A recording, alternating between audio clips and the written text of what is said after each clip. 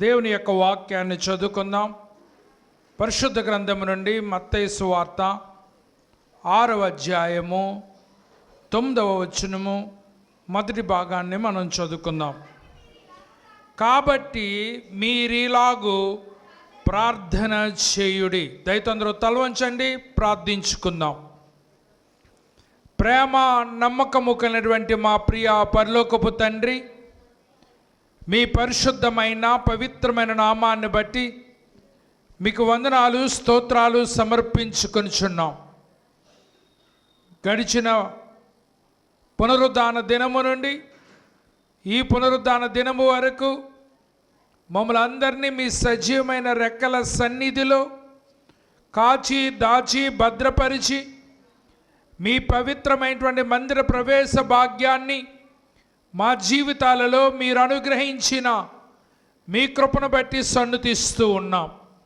ఇంతవరకు పాటల యందును ఆరాధన క్రమం అంతటి యందును మీరుండి మీ నామానికి మహిమ తెచ్చుకున్నటువంటి మా గొప్ప దేవ, ఈ సమయంలో నీ దీనదాసునైనటువంటి నేను మీ వాక్యాన్ని చేతపుచ్చుకుని దానిని ప్రకటించాలని యోచిస్తూ ఉండగా మీ యొక్క సహాయమును మాకు అనుగ్రహింపజేసి మేలైనటువంటి విషయాలను మాకు బయలుపరిచి మీ వాక్యం ద్వారా మేము పొందుకోదగిన ప్రతి ఆశీర్వాదాన్ని మీరు మాకిచ్చి మమ్మల్ని బలపరచమని ఈ ప్రార్థన మా ప్రభువారైనటువంటి యేసుక్రీస్తు వారి ఉన్నతమైన శ్రేష్టమైన నామమున అడిగి స్తుతించి బ్రతిమలాడి వేడుకొనుచున్నాము మా పరమ తండ్రి, ఆమేన్. ఈ దినాన్ని ఒక నూతనమైనటువంటి ధారావాహికను మనము ప్రారంభించుకుంటున్నాం. రాబోయేటువంటి కొన్ని వారాల్లో ప్రభువు నేర్పినటువంటి ప్రార్థనలో ఉన్నటువంటి ప్రతి అంశాన్ని కూడా మనమందరము కూడా నేర్చుకోవటానికి ఆయత్తపడుతూ ఉన్నాం. రాబోయే 6-7 వారాల్లో ప్రభువు నేర్పినటువంటి యొక్క ప్రార్థన మీద మనము ధారావాహికగా మరి లేఖనాల నుండి మనము నేర్చుకొనబోతూ ఉన్నాం. ఈరోజున ఈ యొక్క ప్రార్థనకు ఉపోద్ఘాతాన్ని మీ ముందు నేను ఉంచాలని ఆశపడుతూ ఉన్నాను. ఈరోజు మనం చదివినటువంటి లేఖన భాగంలో నుండి మనము ధ్యానించుకునేటువంటి అంశం ఏంటనగా మోడల్ ప్రేయర్, మాదిరి ప్రార్థన అనేటువంటి అంశం మీద ఈ దినాన్ని దేవుని యొక్క వాక్యాన్ని మనము ధ్యానం చేసుకొని పోతున్నాం.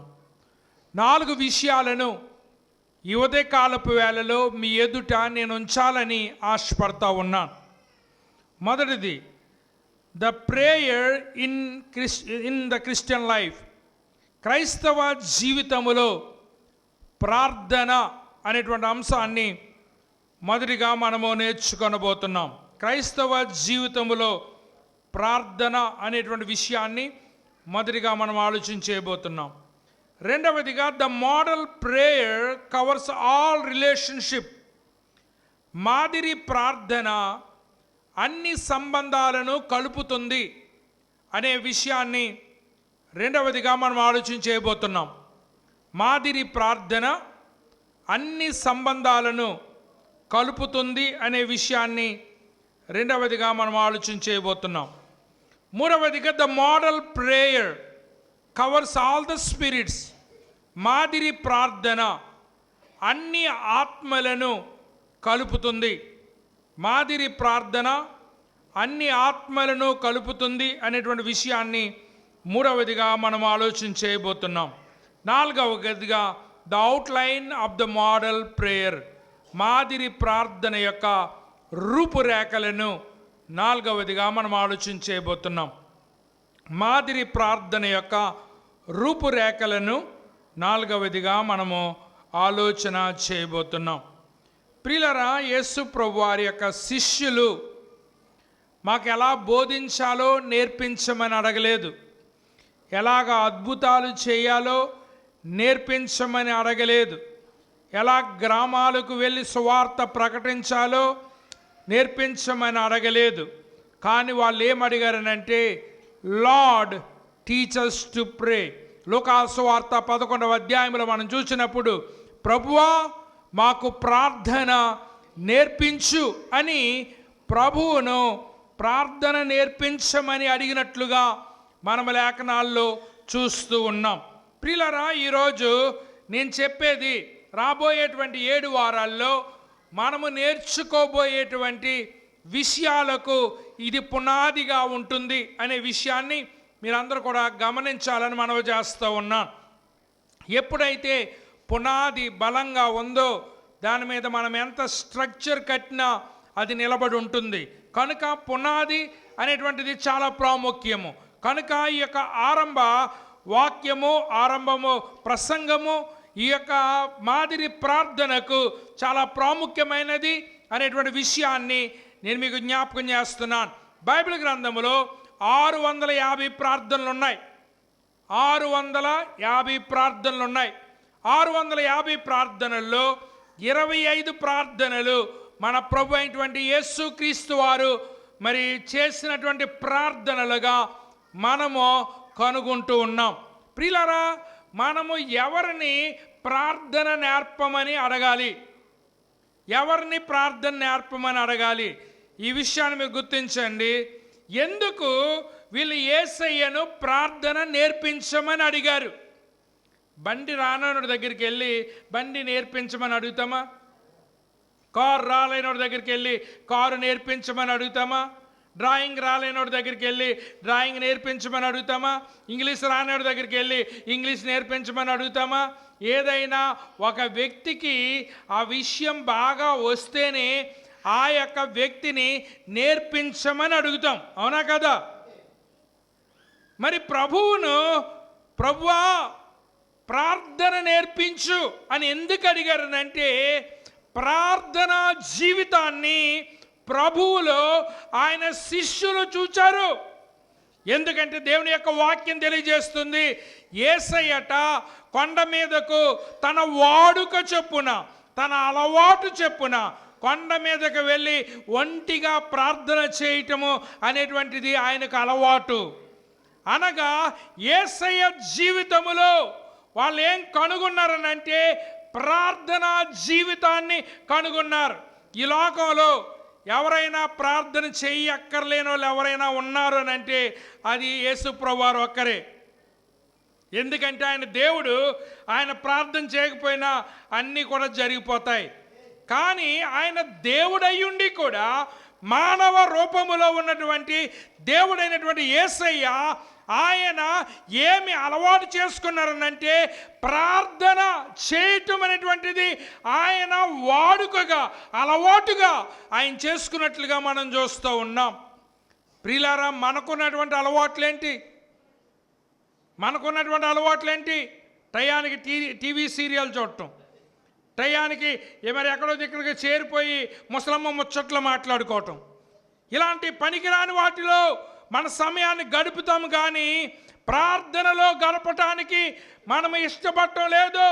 అందుచేతనే యేసయ్య ఆయన ఉన్నటువంటి కొన్ని దినాల్లో బైబిల్ గ్రంథంలో నమోదు చేయబడింది 25 సార్లు ఆయన ప్రార్థన చేసినట్లుగా మనకు వాక్యం తెలియజేస్తుంది. అనగా is expert in the prayer. ప్రార్థనలో ఆయన ఎవరనగా నిపుణుడు. ప్రార్థనలో నిపుణుడి దగ్గరికి వెళ్ళి ప్రార్థన నేర్పించమని అడుగుతూ ఉన్నారు. ఎందుకనంటే ప్రార్థనలు ఆలకించేవారెవరు? ప్రార్థనలు ఆలకించేవారెవరు? దేవుడు. దేవుడు ఇప్పుడు భూమి మీద మానవ రూపంలో ఉన్న యేసయ్య. ఎందుకంటే ఆయనే కరెక్ట్ పర్సన్ ప్రార్థన నేర్పించడానికి. ఎందుకంటే ఎలా ప్రార్థన చేస్తే ఆయన వింటాడో ఆయనకు మాత్రమే తెలుసు. అందుచేత పాత నిబంధన గ్రంథములో అనేక ప్రార్థనలు ఉన్నప్పటికీ ఆ ప్రార్థనలు చూసి వీళ్ళు బట్టి ఆ ప్రార్థన చేయటం లేదు. కానీ వాళ్ళు ఏం చేస్తున్నారనంటే ప్రార్థనలో నిపుణుడైనటువంటి యేసయ్య దగ్గరికి వచ్చి ప్రభువా మాకు ప్రార్థన నేర్పించమని అడుగుతున్నటువంటి విషయాన్ని మనమందరము కూడా జ్ఞాపకం చేసుకోవాలి.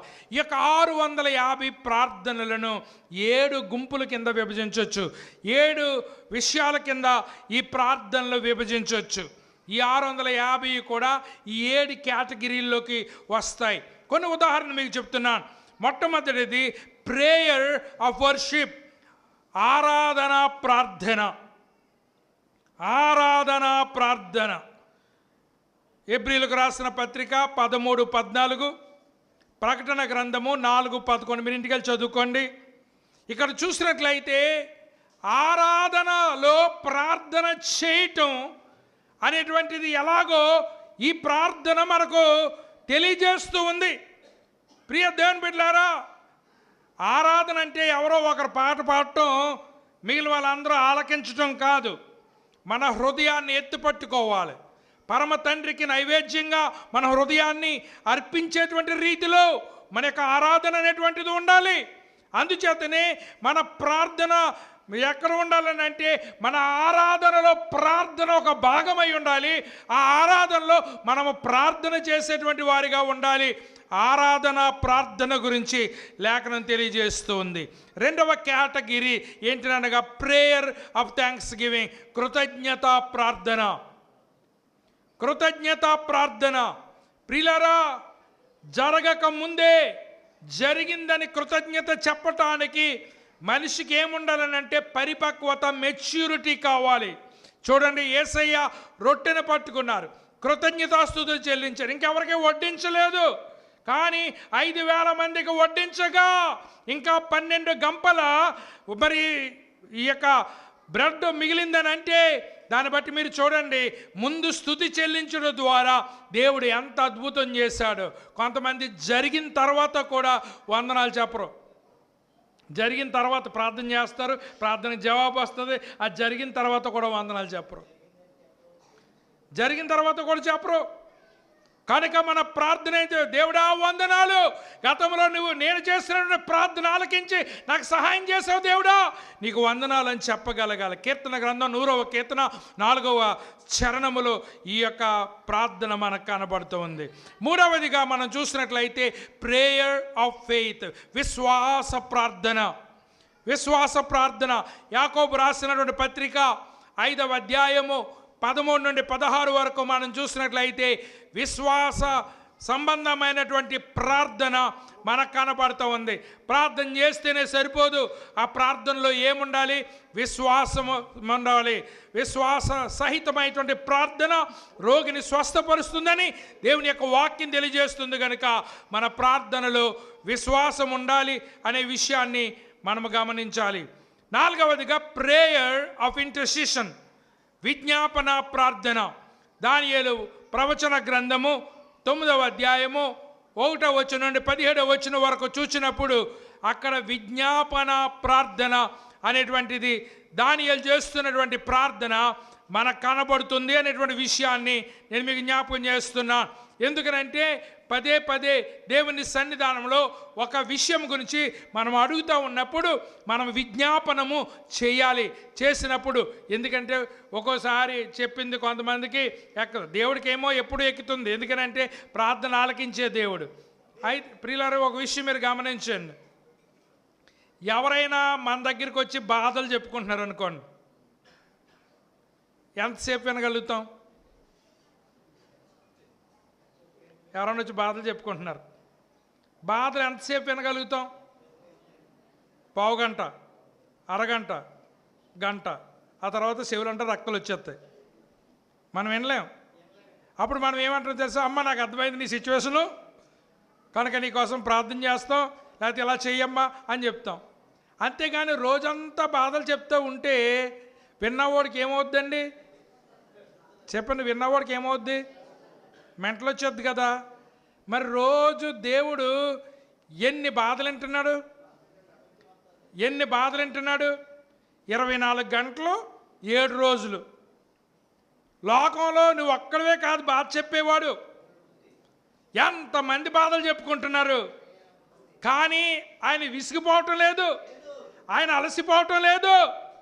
నీతిమంతుల ప్రార్థన నిరాకరించక ఆయన ఆలకిస్తాడని దేవుని యొక్క వాక్యం తెలియజేస్తుంది.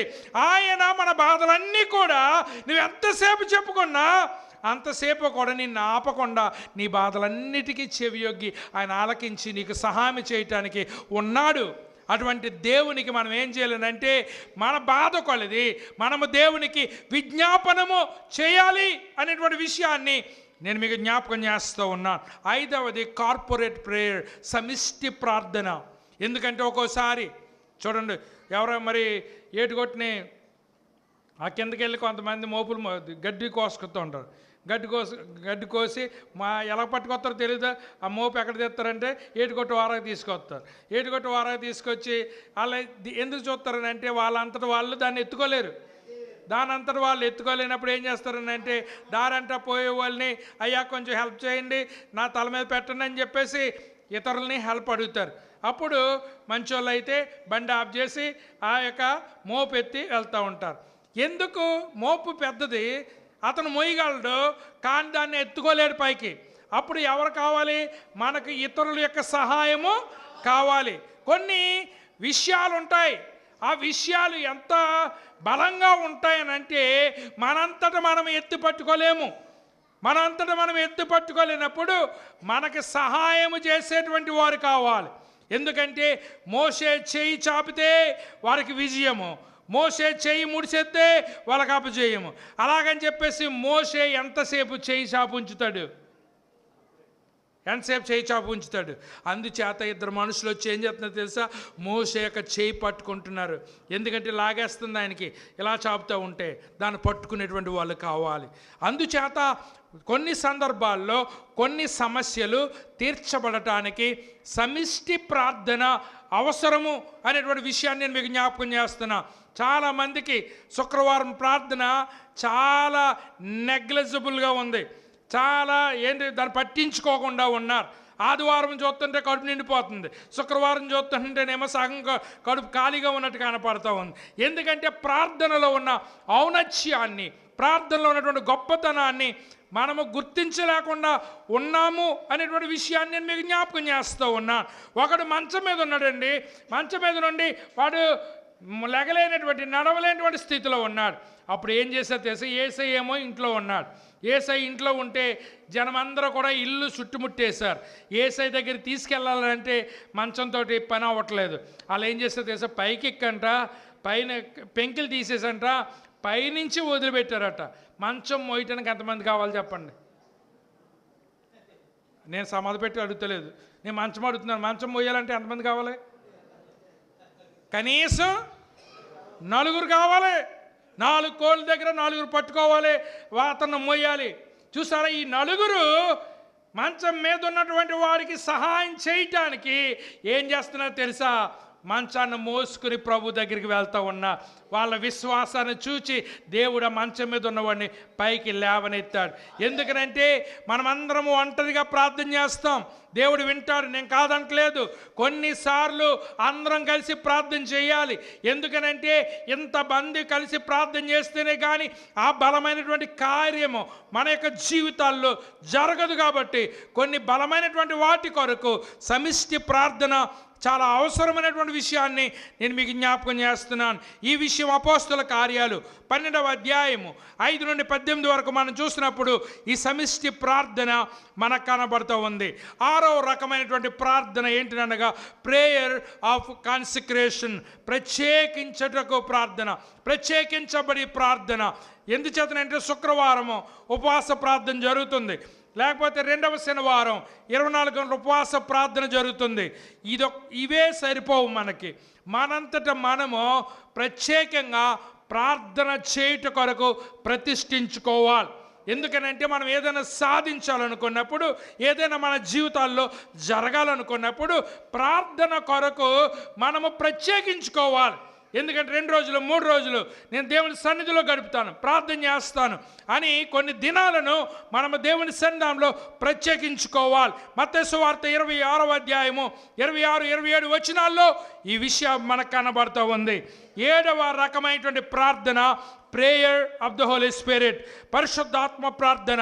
ఎందుకంటే మనలో ఉన్నటువంటి పరిశుద్ధాత్ముడు ప్రార్థన చేయకుండా ఊరుకోడు.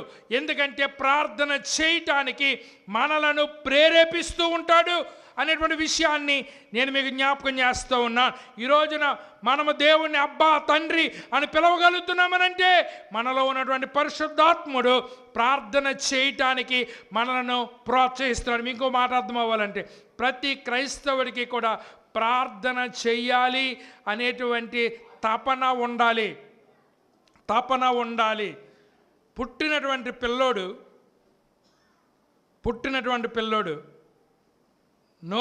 నోరావరించి అటు ఇటు వెతుకులాడుకుంటాడు. ఎందుకు చెప్పండి? ఇంతకుముందు ఎప్పుడైనా పాలు తాగాడేవాడు? ఇంతకుముందు పాలు తాగలేదు. పుట్టిన పిల్లోడు పాల కోసం వెతుకుతూ ఉంటాడు అటు ఇటు. అప్పుడు ఆ పాలు ఎలా తాగాలో మనం నేర్పిస్తాం. కానీ ఇన్స్టింక్ట్ ఆ పిల్లల్లో ఏముందనంటే పుట్టినటువంటి వాడికి పాలు తాగాలనేటువంటి తపన లోపల ఉంది. అంతకుముందు ఎప్పుడు తాగలేదు. అయినప్పటికీ పుట్టిన వాడికి పాలు తాగాలనేటువంటి తపన ఎలాగైతే ఉందో ప్రతి క్రైస్తవుడికి కూడా ప్రార్థన చేయాలి అనేటువంటి తపన ఉండాలి. మనలో ఉంది. ఎవరిలో అయితే దేవుని ఆత్మ ఉందో, ఎవరిలో అయితే దేవుని యొక్క పరిశుద్ధాత్ముడు నివాసం చేస్తున్నాడో వాళ్ళందరిలో కూడా ఏముందనంటే ప్రార్థన చేయాలి అనేటువంటి తపన ఉంది. ఆ పరిశుద్ధాత్ముడు ప్రార్థన చేయటానికి ప్రేరేపిస్తాడు. గెత్సేమనే వనములో యేసయ్య శోధనలో పడకుండా నిమిత్తము మెలకువ కలిగి ప్రార్థన చేయమన్నారు. మరి రాతి వేటి దూరంలో యేసయ్య ప్రార్థన చేస్తున్నారు. మధ్యలో చూడటానికి వచ్చినప్పుడు శిష్యులు ప్రార్థన చేయకుండా నిద్రపోతున్నారు. ప్రభు ఏమన్నారు? ఆత్మ సిద్ధమే కానీ శరీరము బలహీనమై ఉంది, మీరు ప్రార్థన చేయలేకపోతున్నారు. మనసులో ప్రార్థన చేయాలని ఉంది కానీ ప్రార్థన చేయలేనటువంటి పరిస్థితి మనకు కనపడుతుంది. కాబట్టి ప్రియ దేవుని బిడ్డలారా, దేవుని యొక్క వాక్యం వినుచున్నటువంటి వాళ్ళారా, మనందరికీ కూడా ప్రార్థన అనేటువంటిది నేర్చుకోవాల్సినటువంటి అవసరత ఉంది. ఆనాడు వారికి ఎంత ఆసక్తి లేకపోతే వాళ్ళు ప్రభు దగ్గరికి వచ్చి ప్రభువా ప్రార్థన నేర్పించమని అడిగారు. అప్పుడు కాబట్టి మీరు ఇలాగూ ప్రార్థన చేయండి అని ప్రభు చెప్తున్నటువంటి మాటలను మనమందరం కూడా జ్ఞాపకం చేసుకోవాలని మనం చేస్తూ ఉన్నాం. క్రైస్తవ జీవితంలో ప్రార్థన అనేటువంటిది చాలా అవసరమై ఉన్నటువంటిది. ప్రియులారా, మీరు గమనించండి, ముస్లింలు రోజుకి 5 సార్లు ప్రార్థన చేస్తారు. యూదులు రోజుకి 3 సార్లు ప్రార్థన చేస్తారు. మరి వాళ్ళకి అవకాశం ఉన్నా లేకపోయినా ప్రార్థన చేస్తారు. మరి పరిస్థితులు, మరి అది ఎండైనా వర్షమైనా చలైనా తుఫానైనా కూడా వాళ్ళు ఎప్పుడూ కూడా ప్రార్థన మానరు. మనమేమనుకుంటున్నామనంటే ప్రార్థన కంపల్సరీ కాదు, ప్రార్థన అవకాశం ఉంటే ప్రార్థన చేద్దాం, అవకాశం లేకపోతే ప్రార్థన మానేద్దాం అనుకుని మనం ఇష్టానుసారంగా ప్రార్థన విషయంలో ప్రవర్తిస్తున్నాం. కానీ వాళ్ళే అంతగా ప్రార్థన చేస్తున్నప్పుడు నీవు నేను ఎంతగా ప్రార్థన చేయాలి? మన ప్రభువే కొండ మీదకి వెళ్ళి రాత్రంతా ప్రార్థన చేసినప్పుడు ప్రభు బిడ్డలమైనటువంటి మనము ఎంతగా ప్రార్థన చేయాలి? ప్రభుకి ఏం అవసరం లేకపోయినా నీకోసం నా కోసం ప్రార్థన చేశారు. మనమే అవసరతలు కలిగి ఉన్నప్పుడు మనం ఎంతగా ప్రార్థన చేయాలి అనేటువంటి దాన్ని మీరందరూ కూడా ఆలోచన చేయాలని ప్రేమతో నీకు మనవి చేస్తూ ఉన్నా. క్రైస్తవ జీవితంలో ప్రార్థన గుండెకాయ లాంటిది. క్రైస్తవ జీవితంలో ప్రార్థన అనేటువంటిది వెన్నెముక లాంటిది. ఎందుచేతనంటే ఈ ప్రార్థన మన యొక్క బలహీనతలను తెలియజేస్తుంది. ఈ ప్రార్థన మన యొక్క పాపాలను బయలుపరుస్తూ ఉంది. ఈ ప్రార్థన మనము ఇంకా అసంపూర్ణముగానే ఉన్నాము అని తెలియజేస్తూ ఉంది. ఈ ప్రార్థన దేవుని మీద ఆధారపడేటట్లు చేస్తుంది అనేటువంటి విషయాన్ని నేను మీకు జ్ఞాపకం చేస్తూ ఉన్నా. ప్రసంగం చేయటం సులువే, మిగిలినటువంటి విశ్వాసులతో సహవాసం కలిగి ఉండటం సులువే. కానీ ఏది కష్టమనంటే ప్రార్థన చేయటం అనేటువంటిది చాలా కష్టమనేటువంటి విషయాన్ని నేను మీకు జ్ఞాపకం చేస్తున్నా. ఎందుచేతనంటే మరి మార్టిన్ లాయిడ్ జోన్స్ అనేటువంటి ఆయన ఇలా చెప్పాడు, ప్రార్థన కష్టము అనిపించటం లేదు అని అంటే నువ్వెప్పుడూ ప్రార్థన చేయలేనట్లు లెక్క. ప్రార్థన కష్టం అనిపించడం లేదు అని అంటే నువ్వు ఎప్పుడు ప్రార్థన చేయలేనట్లు లెక్క. నువ్వెంత పొడుగు ప్రార్థన చేసావు, గంట చేసావా 2 గంటలు చేసావా అనేది కాదు. దేవుడు లెంగ్త్ చూడలేదు. మేము డిగ్రీ రాసినప్పుడు వాళ్ళు అనేవారు, మా సీనియర్లు ఏం చెప్పేవారు అంటే ఎక్కువ పేపర్లు రాయాలి. ఏంటి? ఎక్కువ పేపర్లు రాయాలి అనేవారు. ఇంకా ఇచ్చి 10 నిమిషాలు ఏముంది, నాకు ఎడిషనల్ పేపర్ కావాలని లేచేవాడు ఒకడు. మాదేమో అసలు ఇది కాదు. ఈడప్పుడు ఎడిషనల్ ఇంత లావు అయిపోయేది. మరి ఏం రాసేవాడు? ఒకటి శివ సినిమా స్టోరీ రాశాడంట అందులో. అసలు నిజంగా చదువుకున్నది రాస్తే ఇన్ని ఎడిషన్లు ఎక్కడ వచ్చేస్తారా బాబు అని అనిపిస్తూ ఉంటుంది. ఎందుచేతనంటే దిద్దేవాడు నాకు తెలిసి ఎంత లావు ఉందని చూడ్డు. దిద్దేవాడు ఏం చూస్తాడు తెలుసా? దాంట్లో కంటెంట్ ఉందా లేదా అనేటువంటి చూస్తాడు. కానీ ఎంత లావు ఉందని చూసి ఫలమైతే మనం ఏదైనా రాసేయచ్చు అందులో. దేవుడు నువ్వెంత లెంగ్త్ ప్రార్థన చేసావు అనేది దేవుడు పట్టించుకోడు. దేవుడు పట్టించుకునేది ఏంటంటే నువ్వెంత యథార్థంగా ప్రార్థన చేసావు. చిన్న ప్రార్థన బైబిల్లో ఏముంది? ప్రభువా నన్ను రక్షించు అన్నాడు. ప్రభువా నన్ను రక్షించు అన్నాడు. ఎవరో పేతురు మునిగిపోతుంది. చిన్న ప్రార్థన దేవుడు ఆలకించలేదా? కొంతమంది నిరూపించాలనుకుంటున్నారు. ఏమని? నేను గంట ప్రార్థన చేస్తే పెద్ద ప్రార్థన పడు అనుకుంటారు. ఈ ప్రార్థన నేర్పించక ముందు ఓ విషయం గమనించండి. ఈ ప్రార్థన నేర్పించక ముందు ఎలా ప్రార్థన చేయకూడదో ముందు చెప్పేశాడు ప్రభు. మీరు ఈ వచనాలకు ముందు చదువుకోండి. ఎలా ప్రార్థన చేయకూడదో చెప్పిన తర్వాత ఎలా ప్రార్థన చేయాలో చెప్తున్నాడు.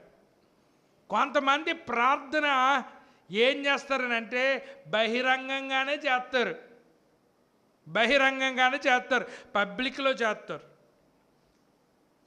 సోమవారం నాడు సంత జరుగుతుంది, మన ఊరిలో జరుగుతలేదా? జరుగుతుంది కదా. సోమవారం సంత అందరూ ఎక్కువ జనం అందరూ ఎక్కడికి వెళ్తారు? చేపల దగ్గర. చేపల దగ్గరికి వెళ్తారు. ఎందుకంటే కోడి మాసం అయ్యి మిగతా రోజులు దొరుకుతాయి కాబట్టి చేపల దగ్గరికి ఎక్కువ మంది వెళ్తారు. మన చేపలమ్మి దగ్గర నిలబడి ప్రార్థన చేస్తున్నాం అనుకోండి, ఎంతమంది చూస్తారు? చేపలమ్మి దగ్గర నిలబడి ప్రార్థన చేస్తే ఎంతమంది చూస్తారు?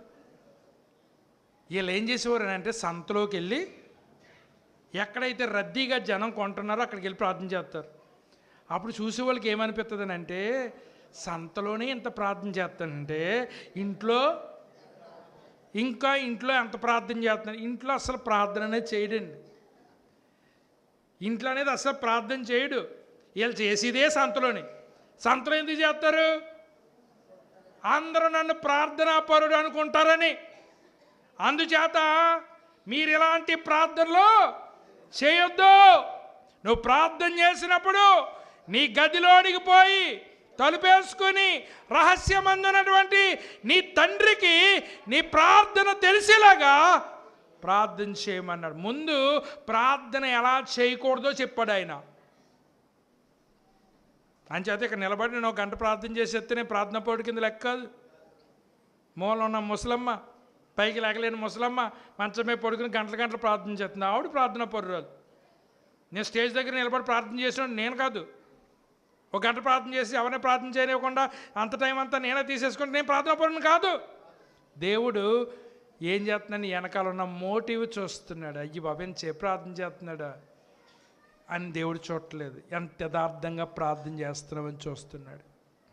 అంచేత క్రైస్తవ జీవితంలో ప్రార్థనలో మనకేమనిపిస్తుంది అంటే కొన్నిసార్లు వేషధారణ ద్వారా ప్రార్థన చేస్తాం. వేషధారణ ద్వారా ఎదుటోళ్ళకి ప్రార్థన పరుణ్ణి చూపించుకోవటానికి ప్రార్థన చేస్తాం. ఇలా ప్రార్థన చేస్తే దేవుడు ఆలకించడు. ఎందుకంటే ముందే చెప్పాడు ఇలా చేస్తే ప్రార్థన నిరాకరించబడుతుందని ఆయన ముందే చెప్పాడు. అందుచేత ఇక్కడ మీరు గమనించండి, ఈ యొక్క అధ్యాయములో యేసుప్రభువారు 3 విషయాలు నేర్పిస్తున్నారు. మొట్టమొదటిగా గివింగ్, ఎలాగివ్వాలి అనే దాని గురించి నేర్పించారు. రెండవది ప్రేయింగ్, ఎలా ప్రార్థన చేయాలి అని నేర్పించారు. మూడవది ఫాస్టింగ్, ఎలాగ ఉపవాసం ఉండాలి అనేటువంటిది నేర్పించారు. అది మనం ఎవరి దగ్గరికి వెళ్ళి క్లాసులు తీసుకోక్కర్లేదు. ఎందుకంటే యేసయ్యే క్లాస్ తీసుకుని తన శిష్యులకు చెప్పారు కాబట్టి ఆ విషయాలు నువ్వు నేర్చుకుంటే నీ జీవితము మారిపోతుంది అనేటువంటి విషయాన్ని నేను మీకు జ్ఞాపకం చేస్తూ ఉన్నా. అందుచేత యేసుప్రభువారు ఇలాగూ ప్రార్థన చేయమంటే ఈ ప్రార్థనే చేయమని చెప్పలేదు. ఎందుకంటే మత్తయి సువార్త 6వ అధ్యాయంలో ప్రార్థన ఉంది, లూకా సువార్త 11వ అధ్యాయంలో కూడా ప్రార్థన ఉంది. ఈ ప్రార్థన ఆ ప్రార్థన ఒకటి కాదు. ఎందుకంటే ఈ ప్రార్థన బట్టి పట్టేసి ఇదే ప్రార్థన చేసేటువంటి పరిస్థితి కాదు. దేవుడు అంటున్నాడు ప్రార్థన చేసేటప్పుడు మాదిరి ఇలా ఉండాలి అని చెప్తున్నాడు. ఈ ఈ అంశాలు మీ ప్రార్థనలో ఉండాలి అని చెప్తున్నాడు. అంతేగాని ఇదే బట్టి ప్రార్థన చేయమంటలేదు. మరి చాలా మిషన్స్ వాళ్ళు బైబిల్ మిషన్ అనగా, లోదర్ మిషన్ అనగా కొంతమంది ప్రార్థన చేస్తారు, లాస్ట్ని పరలోక ప్రార్థన కూడా చెప్తారు. కనుక అది చెప్పినా తప్పులేదు, చెప్పకపోయినా తప్పులేదు. ప్రభు ఇదే ప్రార్థన చేయమని చెప్పలేదు. కానీ ప్రార్థన చేసేటప్పుడు ఈ విషయాలు మీ ప్రార్థనలో ఉండాలి అని ఆయన చెప్తున్నటువంటి విషయాన్ని నేను మీకు జ్ఞాపకం చేస్తూ ఉన్నా. ఎందుకనంటే యేసయ్య నేర్పించిన ప్రార్థనలో వ్యర్థమైనటువంటి రిపిటేషన్స్ లేవు. చెప్పిందే పదే చెప్పి విసిగించేటువంటి ప్రార్థన లేదు. ఎందుకంటే వ్యర్థమైనటువంటి మాటలు మీరు ప్రార్థనలో ఉచ్చరించొద్దని దేవుడు చెప్తూ ఉన్నాడు. అది మాత్రమే కాదు, వేషధార ప్రార్థన చేయొద్దని చెప్తూ ఉన్నాడు. అందుచేతనే ప్రభు ఏం చెప్తున్నారనంటే, నీవు అప్పుడు దాకా బాగానే మాట్లాడతారండి, ప్రార్థన చేయమన్నప్పటికీ వాయిస్ మారిపోద్ది, భాషా విధానం మారిపోద్ది. అంటే అలా చేస్తేనే ప్రార్థన అనిపింది. మనం టీవీలు చూస్తామా, టీవీలో అప్పుడు దాకా బాగా మాట్లాడతాడు, ప్రార్థన చేసుకుందాం అంతే, ఒక్కసారి వాయిస్ మారిపోద్ది. ఫ్యాన్సీ ప్రార్థనలు చేసేటువంటి పరిస్థితి మనకు కనబడుతుంది. ప్రియులారా, దేవుడు ఇది నీ దగ్గర నుంచి ఎక్స్పెక్ట్ చేస్తున్నాడా?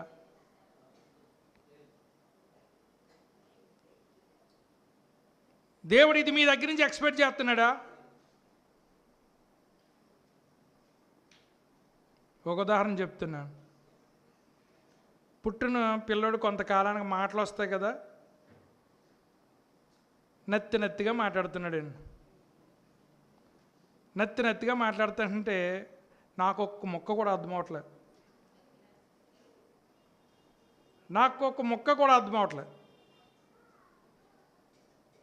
అప్పుడు వాళ్ళ అమ్మకి అర్థమవుతున్నాయి, నాకు అర్థమవుతలేదు కానీ వాళ్ళ అమ్మకి అర్థమవుతున్నాయి. ఎందుకంటే రోజుని వాడు ఏం మాట్లాడతాడో, ఎలా మాట్లాడతాడో అలా అమ్మకి అర్థమవుతుంది.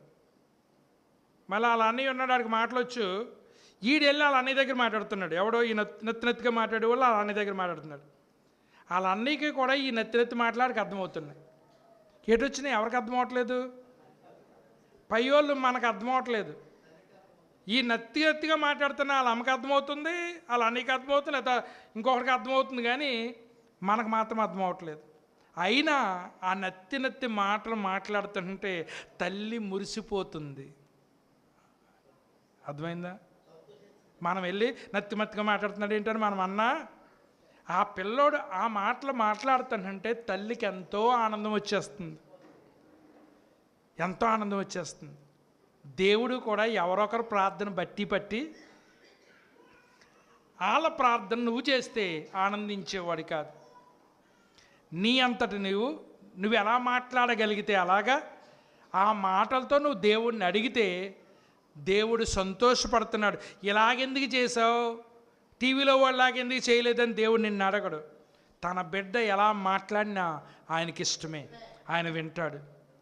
అంచేత మరి పాస్టర్ గారిలా ప్రార్థన చేద్దాం, విజయరత్నం గారు మరి గంట చేస్తారు ఆయనలా ప్రార్థన చేద్దామని అనుకోకండి.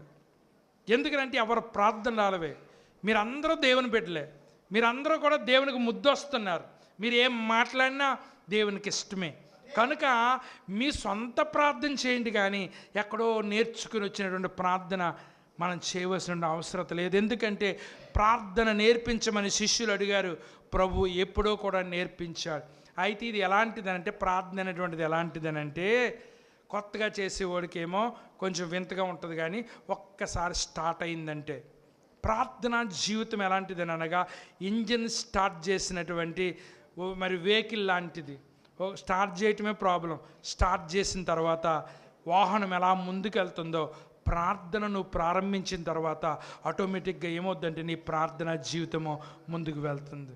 నా ప్రార్థన ఏంటనంటే, నేను ఈ యొక్క సబ్జెక్ట్ ఎంచుకోవటానికి గల కారణం ఏంటనంటే, ఈ అంశాలు పూర్తయ్యేటప్పటికీ మన సంఘములో ప్రతి బిడ్డ కూడా ప్రార్థనా పరుడు కావాలి. ప్రతి మగోడు కూడా ప్రార్థన చేసేటువంటి వాడు కావాలి. ప్రతి స్త్రీ కూడా ప్రార్థన చేసేటువంటి ప్రార్థనా పరులు కావాలి అనేటువంటిది నా ఆశ అనేటువంటి విషయాన్ని నేను మీకు జ్ఞాపకం చేస్తూ ఉన్నా. దేవుడికి నువ్వెంత ఫ్యాన్సీగా చేస్తున్నావు కాదు, నీ అంతటి నీవు నీ మాటలతో నువ్వు మాట్లాడితే, ప్రార్థన చేస్తే దేవుడు ఆలకించడానికి సిద్ధంగా ఉన్నాడు. ఆయన ఫోన్ నెంబర్ ఎవరికైనా తెలుసా? 3 ఆయన నెంబర్. మన నెంబర్లు 10 ఉంటాయి కానండి, దేవుడి నెంబర్లు 3 అండి. నీవు నాకు మొర్ర పెట్టుము, నీకు నీకు నీకు ఉత్తరం ఇచ్చేద్దాను. ఇర్మియా 33:3లో దేవుడు చెప్తున్నాడు, నువ్వు మొర్రపెట్టు నేను వింటాను అంటున్నాడు. నువ్వు అసలు ఫోన్ చేస్తే కదా ఆయన రిప్లై ఇవ్వటానికి. అసలు ఫోనే లేకుండా నువ్వు రెస్పాన్స్ ఎలా వస్తుంది నీకు? అంచేతను ప్రార్థన చేయి, నువ్వు మొర్రపెట్టు, నేను వింటాను. ఎన్నాలైంది దేవుడి నెంబర్, అందరి నెంబర్లు ఉంటాయి. 100 ఉంటుంది, 108 ఉంటుంది, 104 ఉంటుంది. ఈ నెంబర్లు 3 నెంబర్లు చాలా చాలా ఉంటాయి, కానీ దేవుడి నెంబర్ ఉండదు నీ దగ్గర. ఈ రోజున ట్రై చేయొచ్చు కదా దేవుడి నెంబరు. నువ్వు మొర్రపెట్టు నేను వింటానంటున్నాడు. నువ్వు మొర్రపెట్టావా? ఆయన విన్నాడా? నీకు సమాధానం ఇచ్చాడా? ఆలోచించేయమని మనం వచ్చేస్తాం. మాదిరి ప్రార్థనలో అన్ని సంబంధాలు ఉన్నాయి.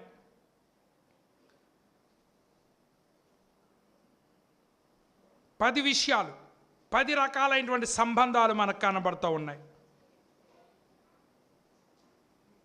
ఒక ఆయన ఈ ప్రార్థన గురించి స్టడీ చేసి, డేవిడ్ జెర్మియా అనేటువంటి ఆయన, ప్రార్థన ద్వారా దేవునికి మనకు ఎన్ని సంబంధాలు ఉన్నాయో అవి వివరించాడు. ఆ 10 విషయాలు మీకు చెప్తున్నాను. మొట్టమొదటిది, పరలోకమందున్న మా తండ్రి. ఇది తండ్రికిని బిడ్డకు ఉన్నటువంటి బంధాన్ని తెలియజేస్తుంది. ఆయన ఎవరు మనకి? భూమి మీద తండ్రి ఉన్నాడు, పరలోకంలో తండ్రి ఉన్నాడు. భూమి మీద తండ్రి ఎంత దుర్మార్గుడైనా వాళ్ళ కుటుంబానికి మంచిగా చేయాలనుకుంటాడు, వాళ్ళ పిల్లలకి మంచిగా చేయాలనుకుంటాడు. రొట్టె అడిగితే రాడిస్తాడా? ఇవ్వడు కదా. భూలోకపు తండ్రి పాపాత్ముడు అయ్యుండి కూడా మంచిగా చేయాలనుకున్నప్పుడు అందరికీ తండ్రి. ఎంతమంది మనుషులు ఒక్కలే కదండి, పక్షులు మొర్ర పెడుతున్నాయి, ప్రాకేటువంటి పురుగులు మొర్ర పెడుతున్నాయి, మరి సముద్రం అటువంటి చేపలు జంతువులు మొర్ర పెడుతున్నాయి. దేవుడా మాకు ఆకలేస్తుంది, భోజనం పెట్టమని. ఎంతమందికి భోజనం పెడుతున్నాడండి రోజునైనా? చెప్పండి, ఎంతమందికి పెడుతున్నాడు? ఎందుకనంటే ఆయన మనకొక్కరికే తండ్రి కాదు, ఆయన భూలోకంలో ఉన్న జీవరాశి అంతటికీ కూడా తండ్రి. కాకులు చూడండి, ఆ విత్తవు కొయ్యవు కొట్లలో కూర్చుకొనవు, వాటికి ఏ ఆధారమో లేదు. ఏ ఆధారం లేకపోయినా పరలోకపు తండ్రి వైపు చూచి అరుస్తున్నప్పుడు దేవుడు ఆ రోజు భోజనం వాటికి పెడుతున్నాడు. ఎందుకనంటే అందరినీ పోషించేటువంటి బాధ్యత ఎవరి మీద ఉందనంటే మన పరమ తండ్రి మీద. భూలోకపు తండ్రికి కుటుంబం ఒక్కటే బాధ్యత, కానీ పరలోకపు తండ్రికి మనందరి బాధ్యత కూడా ఆయన మీద ఉందనేటువంటి విషయాన్ని మనం గమనించాలి. పరలోకమందున్న మా తండ్రి అనేటువంటిది ఒక తండ్రికిని ఒక బిడ్డకును ఉన్న సంబంధాన్ని తెలియజే. రెండవది, నీ నామము పరిశుద్ధపరచబడునుగాక. దేవునికిని ఆరాధికునికి మధ్య ఉన్నటువంటి సంబంధాన్ని తెలియజేస్తుంది. దేవుడికిని ఆరాధికుడికిని సంబంధం. ఆయన దేవుడు, మనం ఆరాధించే వాళ్ళం కనుక మన ఇద్దరి మధ్య ఏముందనంటే సంబంధం ఉంది. నీ రాజ్యము వచ్చుగాక. రాజుకును రాజ్యానికి ఉన్నటువంటి సంబంధం ఆయనకు ఉంది. ఆయన రాజు అయితే మనం రాజ్యం.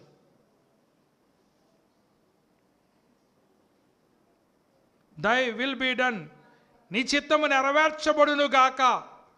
ఇక్కడ సంబంధం యజమానుడు సేవకుడు అనేటువంటి సంబంధం, మాస్టర్ అండ్ సర్వెంట్. పరలోకమందు నెరవేర్చబడినట్లు భూమి యందును నెరవేర్చబడును గాక. క్రియేటర్, క్రియేషన్, సృష్టికర్త, సృష్టి కొన్నటువంటి సంబంధం తెలియజేస్తూ ఉంది. మా అనుదిన ఆహారము నేడు మాకు దయచేయము. Provider, receiver. ఆయన ఇచ్చేవాడు, మనము పొందుకునేటువంటి వాళ్ళు. మనం ఈ రోజున ఏదైనా కలిగి ఉన్నామనంటే ఆయన ఇచ్చాడు కాబట్టినే కలిగి ఉన్నాం.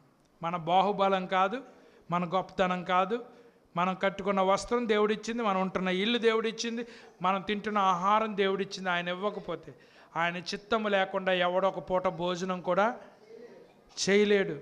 కనుక ఆయన ఇవ్వదగిన వాడు. ఎందుకంటే ఆయన గుప్పిళ్ళు విప్పంట ప్రతి జీవి యొక్క కోరికను ఆయన తృప్తిపరుస్తున్నాడట. ఎందుకంటే ఇవ్వగలిగేటువంటి పొజిషన్లో ఆయన ఉన్నాడు, తీసుకునేటువంటి పొజిషన్లో మనం ఉన్నాం. కనుక ఇచ్చేవాడు తీసుకునేవాడు సంబంధాన్ని తెలియజేస్తుంది. మా రుణములను క్షమించుము, సేవియర్ అండ్ సిన్నర్, రక్షకుడు పాపికి మధ్య ఉన్నటువంటి సంబంధాన్ని తెలియజేస్తుంది.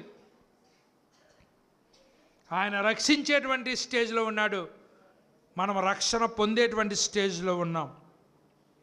మమ్ములను శోధనలోనికి తేక అనేటువంటిది ఆయన నడిపించేటువంటి వాడు, మనము యాత్రికులము. ఆయన నడిపించేటువంటి వాడు, మనమేమో యాత్రికులము. ఈ సంబంధాన్ని తెలియజేస్తూ ఉంది. దుష్టుని నుండి తప్పించుము, డెలివరర్ క్యాప్టివ్. మనము చెరకొని పడిపడి వాళ్ళము, ఆయన విడిపించేటువంటి వాడు అనేటువంటి విషయం మనకు తెలియజేస్తుంది. రాజ్యము, బలము, మహిమ నిరంతరము నీవే, ఆమేన్ అనేటువంటిది. ఆయన సార్వభౌముడు, మనము ఆయన క్రింద ఉన్న వాళ్ళము అనేటువంటి సంబంధాన్ని తెలియజేస్తుంది. ప్రార్థనలో యేసుప్రభు వారు నేర్పించిన ప్రార్థనలో ప్రతి అంశంలో కూడా ఆయనకి మనకు సంబంధం ఉంది అని చెప్తూ ఉన్నాడు. ఎందుకనంటే ప్రియులారా, మీకు అర్థం అవ్వాలంటే ఇంకో మాట చెప్తున్నా. పొద్దున్న లేచిన తర్వాత పేపర్ చూస్తే ఎంతమంది చచ్చిపోయారు, యాక్సిడెంట్లు అయ్యి ఎంతమంది ఊరేసుకుని, ఇవన్నీ ఉంటాయి. అయ్యో పాపం అనుకుంటాం, కానీ మనకు పెద్ద బాధ కలగదు. ఎందుకు బాధ కలగదు? వాళ్ళు మనకు సంబంధం లేరు కాబట్టి. అదే మనకు సంబంధం ఉన్నవాళ్ళు అనుకోండి, వాళ్ళకి ఏమన్నా జరిగినప్పుడు మనం చాలా బాధపడతాం ఉంటాం. ఎలాగంటే ఇది ఎలాగనంటే మనమందరం కుటుంబం. ఈ కుటుంబంలో ఎవరికి బాగోలేకపోయినా, ఎవరికి బాధ కలిగినా మనకు బాధ కలిగినట్టే. ఎందుకంటే ఏలికి దెబ్బ తగిలింది కదా అని చెప్పేసి బాడీ అంతా ఊరుకుంటుందా? ఈ ఏలికి దెబ్బ తగిలిన వెంటనే మెదడుకి వెళ్తుంది. మెదడు బాడీలో ఉన్న ప్రతి అవయవానికి మెసేజ్ పంపిస్తుంది, పలానా చోట బాధ కలుగుతుంది అనేటువంటి విషయం. అలాగే క్రీస్తు సంఘానికి శిరస్సు, మనమందరం కూడా అవయవాలం. మనలో ఎవరికి బాధ వచ్చినా అందరికీ బాధ వచ్చినట్టే. మనలో ఎవరికి బాధ వచ్చినా అందరికి బాధ వచ్చినట్టు. అంచేత ప్రార్థన అనేది ఏదో కొంతమంది ఆడవాళ్ళకి, కొంతమంది మగవాళ్ళకి అని అనుకోకండి. మార్చుకోండి. పరిస్థితులు బాగలేదు, రోజులు బాగలేదు, ఈరోజు కనపడే వాళ్ళు రేపు కనపడతారో లేదో కూడా తెలియనటువంటి భయంకరమైనటువంటి దినాల్లో మనం బ్రతుకుతూ ఉన్నాం. ఒక ఆవిడ పెళ్లి దగ్గర డ్యాన్స్ వేస్తా ఏం చేసిందంట, కూలబడిపోయి చచ్చిపోయిందంట. అంతకుముందు వారం రోజుల ముందే టెస్టులన్నీ చేయించుకుందంట. ఆరోగ్యంగానే ఉన్నావమ్మా, నీకేం తేడా లేదని చెప్పాడు డాక్టర్. పెళ్ళిలో సరదాగా డ్యాన్స్ వేద్దామని ఎత్తే కుప్పకూలి చచ్చిపోయింది. అదో వార్త. ఇంకో వార్త చెప్పనా, డీజే గట్టిగెట్టారని పెళ్ళి బాగా జరుగుతుందని. డీజే బాగా గట్టిగా పెడితే పెళ్ళి కొడుకుని గుర్రం మీద తీసుకెళ్తాడంటే ఆ సౌండ్కి పెళ్ళి కొడుకే చచ్చిపోయాడు. ఏ సౌండ్కి? అని చేత మేము సౌండ్ ఎక్కువ పెట్టేస్తున్నాం, గొంతులు వేస్తున్నామంటే రేపు పొద్దున్న నువ్వు చస్తావేమో అని చేత సౌండ్ ఎట్టేటప్పుడు కూడా మనం జాగ్రత్తగా ఆలోచన చేయాలి. ఇవన్నీ మనం ఊహించే కాదు. పెళ్ళికొడుకు అనుకున్నాడు, నాకు కాసేపటికి పెళ్ళి అవుతుంది, నేను తాళి కడతాను, మరి తర్వాత కార్యక్రమాలన్నీ జరుగుతాయి అని అనుకున్నాడు. అసలు పెళ్ళి అవ్వకుండానే మనిషి చేజారిపోయాడు. కనుక నేను బాగానున్నాను, నాకు ఆరోగ్యంగా ఉంది, నాకు ఎవడ అవసరం లేదు అని విర్రవీగుతూ బ్రతికితే ఏ టయానికి ఎవరికి ఏది అవసరం వస్తుంది ఎవరికి కూడా తెలీదు.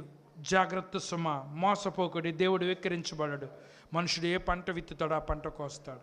మనం సంబంధం లేనోడికి ప్రార్థన చేయట్లేదు, మనకు 10 రకాల సంబంధాలు ఉన్నాయి దేవుడితో. అందుచేత మనం ఆయనకి సంబంధించిన వాళ్ళం కాబట్టి చెప్పండి, మనం ఆయనకి సంబంధించిన వాళ్ళం కాబట్టి. ఊర్లో చాలామంది పిల్లలు ఉంటారు, అందరు పిల్లలు ఏడితే మనకేమైనా సంబంధమా చెప్పండి? ఆయన మన పిల్లోడు ఏడితే మనకు సంబంధం. ఆయన చేత మనం అందరం ఎవరి పిల్లలం?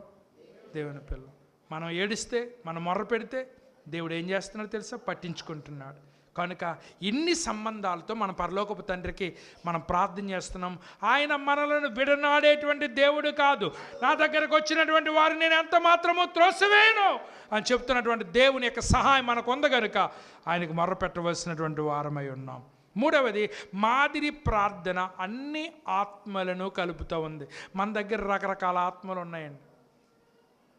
మన దగ్గర రకరకాల ఆత్మలు ఉన్నాయి. జాన్ మెక్కార్థర్ అనేటువంటి ఆయన ప్రార్థనలో ఎన్ని ఆత్మలు ఉన్నాయో చెప్తూ ఉన్నాడు. మొట్టమొదటిది అవర్ అనగా మా. చూడండి, ఏ ప్రార్థన అయినా సరే, మీ చర్చిలో ప్రార్థన చేసినా, ఇంటికాడ చేసినా, ప్రార్థనలో నా నా నా అని ఉపయోగించకండి. సైతాన్ గాడు అలాగే 5 సార్లు అన్నాడు నా నేను అని. 5 సార్లు అన్నాడు. యెషయా గ్రంథం 14వ అధ్యాయం 5 సార్లు నా నేను అన్నాడు. నా నేను అని ఉపయోగించేవాడు గర్విష్టి. అది ఎవరు అనాలి? దేవుడు ఒక్కడే అనాలి. ఎందుకంటే ఆయన ఎవరి ఆధారం లేకుండా ఆయన ఒక్కడే ఉన్నాడు కాబట్టి. భూమి లేనప్పుడు, ఆకాశం లేనప్పుడు, ఏమీ లేనప్పుడు ఆయన ఒక్కడే ఉన్నాడు కాబట్టి నా నేను అనేటువంటి మాటలో ఎక్కువగా ఆయన మాత్రమే ఉపయోగించాలి. అందుకనే గొర్రెల ద్వారమును నేను, కాపరిని నేను అని ఆయన అన్నా పర్లేదు. కానీ మన ప్రార్థనలో నేను అనేటువంటి ప్రార్థన మనం చేయకూడదు. ఎందుకంటే మనము స్వార్థంతో చేసేటువంటిది కాదు. అంచేత పరలోకమందున్న మా మా ఇది అలవాటు చేసుకోండి. అంచేత ఈ చర్చ్ ఎవరిది? మా చర్చ్. అంతేగాని ఇదేదో పాస్టర్ గారు చర్చ్ అని అనుకోకండి. మా అది. ఎందుకంటే మనం అందరం సమిష్టి. ఎప్పుడైతే మా అన్నావో నీలో ఒక ఆత్మ బయటపడుతుంది. అదేంటో తెలుసా? స్వార్థము లేని ఆత్మ. ఏ ఆత్మ? వస్తామండి, గబగబ వచ్చేస్తాం. నన్ను దీవించు ప్రభువా, నా పిల్లల్ని దీవించు ప్రభువా, నాకు ఆరోగ్యమైనా, నాకు ఇది ఇచ్చే ఇది ఇచ్చే. నా ఇంకెంతసేపు నేను గొడవే, మా గొడవ లేదు. కనుక ఏం పోవాలి నీలోని? మీరు అడుగుతున్నారు కానీ దాన్ని మీరు పొందుకోవటం లేదు. ఎందుచేతనంటే మీరు స్వార్థంతో అడుగుతున్నారు. దేంతో అడుగుతున్నామంట? నువ్వు ప్రార్థన చేసినప్పుడు నీ వరకు అడగొచ్చు. కానీ వాళ్ళకి కారు ఇచ్చావునైనా నాకెందుకు ఇవ్వలేదు, వాళ్ళకి బండి ఇచ్చావునైనా నాకెందుకు ఇవ్వలేదు, వాళ్ళకి అది ఇచ్చావునైనా నాకు ఇది ఎందుకు ఇవ్వలేదు. వాళ్ళు ఎంత కష్టపడుతున్నారో నీకు తెలుసా? వాళ్ళు ఎంత కష్టపడుతున్నారో నీకు తెలుసా? వాళ్ళకు ఊరుకుని వచ్చేసింది అనుకుంటున్నావా? నువ్వు కడుపు నిండా భోజనం చేద్దామని అంటే నిద్ర తగ్గించుకోవాలంట. ఏం చేయాలటండి? నిద్ర తగ్గించుకొని కష్టాన్ని పెంచుకోవాలంటే అప్పుడు కడుపు నిండా భోజనం ఉంటుందండి. అంతేగాని కడుపు నిండా తిన్నవాడిని చూసి ఆడుకో. తిన్నా కానీ అరగగలిగే శక్తి నాగలాంటి వాళ్ళు కొంతమందికి ఇస్తాడు దేవుడు. కొంతమందికి ఇంత తిన్నా కూడా అరగదు, ఉక్కిరి బిక్కిరి అయిపోతారు ప్రాణం. దేవుడికి వాళ్ళకి అదే స్థితి ఇచ్చాడు. దేవస్థాతం చేయాలని ఉంటుంది, పాపం తిన్నాక ఉండదు. ఎంతమంది ఉన్నారు నాకులాంటి అదృష్టవంతులు? ఎవరు చేస్తారు? తిన్న అరిగిపోయేటువంటి అదృష్టవంతులు ఎంతమంది ఉన్నారు చెప్పండి? పాపం కొంతమంది దొరికింది కాదని, ఫ్రీగా దొరికింది కాదని లోనేస్తారా, కాడి నుంచి కక్కుంటూ ఉంటాం. ఎందుకు అరగదు? తిన్నది అరగటం కూడా దేవుని కృపే. మీకు అర్థమైందా? లేకపోతే డైజిన్ వేసుకోవాలి. డైజిన్ వేసుకుంటేనే కానీ అరగదు కొంతమందికి. దేవుని కృప. అంచేత మన పరలోకపు తండ్రి ఆయన ఏమంటున్నాడు తెలుసండి? కొంతమంది ఒప్పుకోరు. మీ భోజనాల దగ్గర చూస్తే అప్పుడు ఒప్పుకుంటారు. బఫే దగ్గరికి ఎన్నిసార్లు వెళ్తారో వెనక్కి, అదెయ్యి ఓ ముక్కయ్యి. ఇక్కడ ఎవరో ఒప్పుకోరు, నేను ఒకరిని ఒప్పుకున్నాను. ప్రార్థన చేసేటప్పుడు నా అని చేయకు, మా అని చేయి. రెండవదిగా ఫాదర్ తండ్రి అనేటువంటి మాట మనమందరము ఒక కుటుంబము ద ఫ్యామిలీ స్పిరిట్. ఏంటి? Family spirit. ఎంతసేపు నీ ఒక్కడి కోసం ఆలోచన చేసుకోవటం కాదు, కుటుంబం అంతటి కొరకు నువ్వు ఆలోచన చేయాలి. కుటుంబం అంతటి కొరకు ఆలోచన చేయాలి. అంచేతనే ఓ సహోదరుడు స్టేటస్ ఎట్టడి వారం ఏంటో తెలుసా? ఈ రోజున మన బట్టల్లోంచి సెంటు వాసన వస్తుందంటే తండ్రి కార్చిన చెమటే అన్నాడు. That is real. ఈ రోజున చెమట కారితేనే, మీ నాన్న చెమట కారితేనే కదా నువ్వు సువాసన వస్తావు.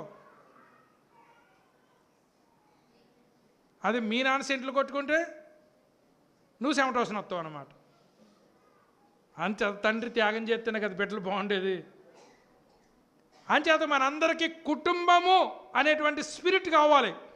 ఇది రెండవది. మూడవది, హలోడ్ బీ దై నేమ్, నీ నామం పరిశుద్ధపరచబడిన, గౌరవించేటువంటి ఆత్మ. అందరూ అంటారు కదా గౌరవం ఇచ్చి తీసుకోవాలని. గౌరవం ఇచ్చి తీసుకోవాలి. ఎందుకంటే నువ్వు దేవుణ్ణి గౌరవించకపోతే దేవుడు సృష్టించిన మనిషిని కూడా గౌరవించలేవు.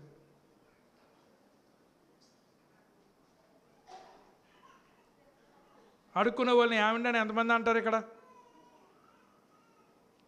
అడుక్కునే వాళ్ళని ఏమండని ఎంతమంది అంటారు? మా చిన్నప్పుడు అడుక్కునే వాళ్ళని ఏమండి అంటే మా అమ్మమ్మ తిట్టింది, వాళ్ళని ఏమండి అనకూడదంట. ఎవరిని? వాళ్ళకి డిగ్నిటీ ఉండదా? వాళ్ళ మనుషులు కాదా? వాళ్ళ దేవుడి చేత సృష్టించబడలేదా?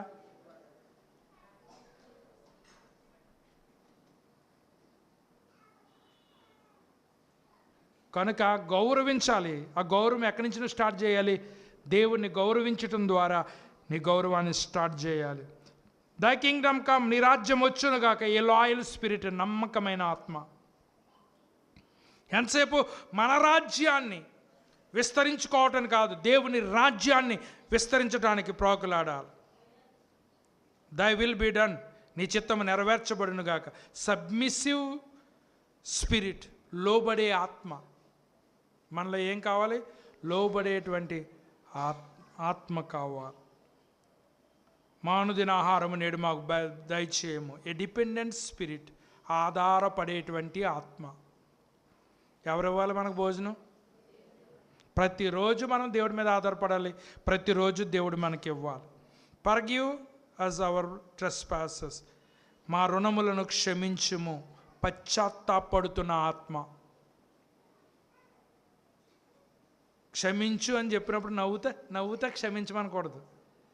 క్షమించు అని అడిగావంటే ఆ ఫీలింగ్ ఎక్కడ కనపడాలి? నీ ముఖంలో కనపడాలి. ముఖంలో కనపడకుండా నవ్వుతా ఏమనుకోకలే అని అన్నాం అనుకోండి, దానికి వాల్యూ ఉండదు. Lead us not into the temptation, మమ్మల్ని శోధనలోనికి తేక. ఏ హంబుల్ స్పిరిట్, తగ్గింపు కలిగిన ఆత్మ.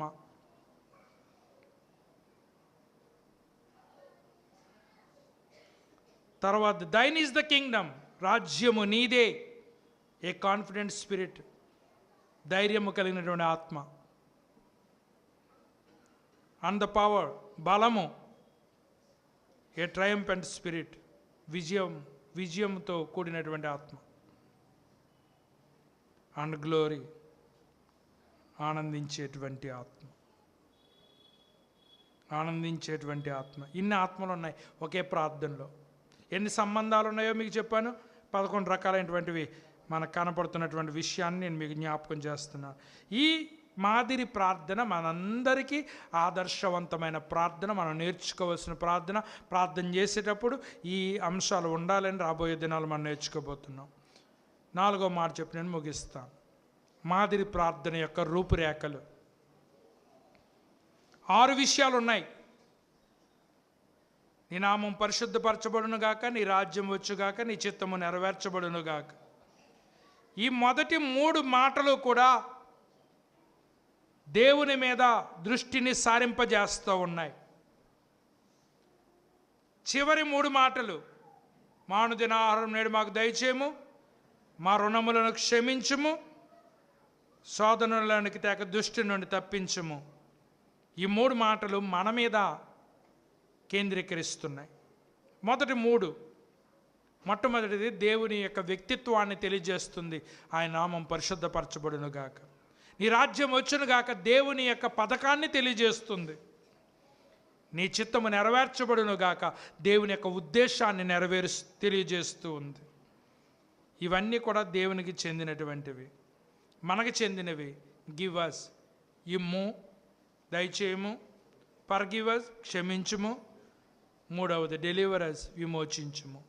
ఎందుకంటే ఈయన మాత్రమే మనకి ఇవ్వగలడు, ఈయన మాత్రమే మనం క్షమించగలడు, ఈయన మాత్రమే మనల్ని విమోచించగలడు. ఎందుకంటే పాపాలు పోగొట్టుకోవటానికి మనుషులు ఎంత ప్రయాసపడుతున్నారో, ఎంతంత దూరాలు వెళ్తున్నారో. కానీ నువ్వెక్కడే ఉండి ప్రభువా నేను పాపిని, నన్ను క్షమించు అని అంటే ఇక్కడ ఇప్పుడు నిన్ను క్షమించగలిగేటువంటి దేవుడుగా ఆయన ఉన్నాడు అనేటువంటి విషయాన్ని నేను మీకు జ్ఞాపకం చేస్తున్నాను. ఒక స్త్రీ పాపంలో పట్టబడ్డది, రాళ్ళుతో కొట్టడానికి వాళ్ళందరూ కూడా రాళ్ళు పట్టుకుని వస్తున్నారు. ప్రభు అన్నారు, మీలో పాపం లేనివాడు మొదటి రాయి వేయండి అన్నారు. అందరూ కూడా పాపం చేసామని గుర్తించి ఎవరో రాయి వేయలేదు. ప్రభు అంటున్నారు, అమ్మా నేను కూడా నీ మీద రాయి వేయను, నీ పాపాలు క్షమించబడ్డాయి, ఇక మీదట పాపము చేయకు అన్నాడు. పాపాన్ని క్షమించేటువంటి హక్కు ఉన్నవాడు ఎవరనంటే దేవుడు ఒక్కడే. ఆ దేవుని దగ్గర ప్రభువా నేను పాపిని అని అడిగితే ఆయన నీకు క్షమాపణ ఇస్తాడు. ప్రభువా నేను ఆకలి కొని ఉన్నానంటే ఆకలి తీరుస్తాడు, దప్పులు కొని ఉన్నానంటే దప్పుగా తీరుస్తాడు. ఆయన మేము బంధకాల్లో ఉన్నాం, మమ్మల్ని విమోచించు ప్రభువా అంటే విమోచించేటువంటి దేవుడై ఉన్నాడు. కనుక ఈ వాక్యం ఇచ్చిన ప్రియ సహోదరుడా, సహోదరి, మనందరికీ పరలోకపు తండ్రి ఉన్నాడని ఎరిగి ఎప్పుడు కూడా సెల్ఫిష్ ప్రార్థన కాకుండా సమిష్ట ప్రార్థనతో మా అని దేవుని ఉచ్చరిస్తూ మన ప్రార్థనలు సరిచేసుకుని దేవునికి ఇష్టమైనటువంటి ప్రార్థన చేయటానికి ఆయత్తపడదాం. అట్టి కృప పరిశుద్ధాత్మ దేవుడు మనందరికీ అనుగ్రహించి నడిపించునుగాక. దయతో